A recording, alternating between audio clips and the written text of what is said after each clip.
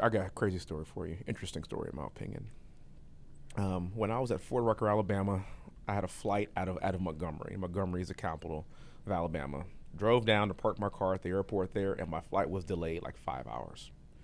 So I had some extra time, and so I went to the Capitol. And this is. Did you go lift when you had that extra time? I mean, bro. Got some extra time. Let me get some whey protein and put in a quick set. A quick set? Sets. Plural. So went to the Capitol building just to go check it out. This is actually a Saturday. And just wanted to go walk around, check it out, see if I can learn something. So I go there, kind of started looking around. There was nobody there. It was actually closed for the day. But the gentleman, can't remember his name. This is circa 2005-ish, around that time.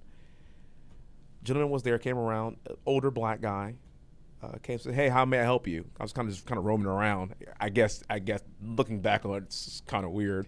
Capitol building is closed. This is a random dude just like rummaging around and wandering around the Capitol. It's kind of weird. That's kind of weird. I stopped. I said, "Hey, sir." Yeah, I just wanted to see the Capitol. Well, my flight got delayed. I'm a student at Fort Rucker, Alabama, and I don't know. I was just wanting to see if I get a tour. He saw my West Point ring. He goes, "Did you go to West Point?" I said, "Yes, sir." He goes, "You're at Fort Rucker?" I said, "Yes, sir. I'm training to fly helicopters at Fort Rucker." He goes, "Well, I'll show you around."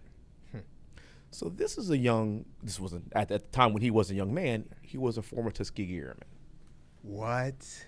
And he was kind of in charge of watching over the Capitol, kind of doing the day-to-day stuff, making sure the grounds were kept, making sure that everybody kind of did their job. He kind of oversaw the entire operation, and I happened to run into this guy. He unlocks the Capitol building and gives me a full tour of the Capitol. And that's where I learned about George Wallace. Now, we all know who George Wallace was, and I think this is certainly pertinent and germane to what we're talking about, given the fact that it's Black History Month. And we all knew some of his flip phone antiquated views on race in this country. Absolutely. And what he perpetuated. He was a flip phone. He was a flip phone, yeah. in terms of hate. Nokia. This gentleman, he can't flip it. So we're talking, and he's talking about the Tuskegee Airmen and what his role was and what he did, and it was just a fascinating experience. And I couldn't believe that I just stumbled upon this because my flight was delayed. Sure. And it was truly a time that I got to witness like an American treasure. It's supposed to happen, man. Starts telling me about George Wallace and how George Wallace paid for him to go to college. What? He talked about how George Wallace made sure that he was fed every day, and if he didn't have a place to stay, he provided it for him. He and his siblings. Now, George Wallace obviously did not want this to get out. Yeah. Obviously. But he said, I got to go to college. I got to become a Tuskegee Airman. And a lot of that is thanks to George Wallace. Now, here's the catch. He could only go to a black school. Ooh. I tell that story because how complicated are we? Because we're neither all good and we're nor all bad. Right?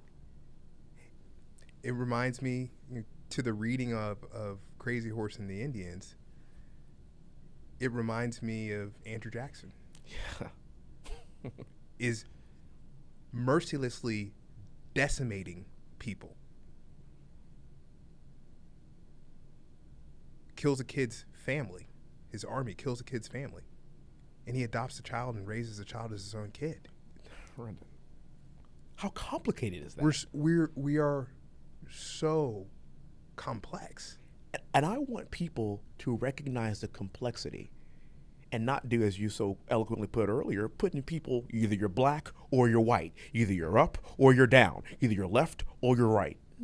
We are complex. Well, and I tell you, as time goes on, especially from a race standpoint, that complexity gets more and more and more intertwined and interesting. Yes, Once again, as I said, I have 2 biracial nieces. I have 2 biracial children. over time. And this is where there's a lot of these pieces that are going to right themselves over time.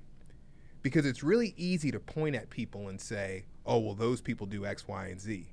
But when those people are all of a sudden your kinfolk, it changes the game. Different. It changes your the game. Your perspective changes.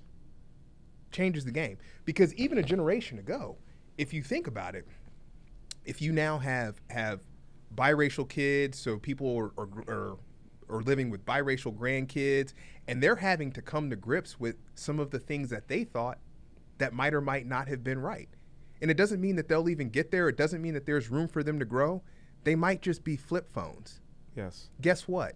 You can try to install an iPhone 12 camera into a flip phone. It ain't gonna work. It's not enough bandwidth. But you know what, Reddit, every now and again, those flip phones do turn into iPhones.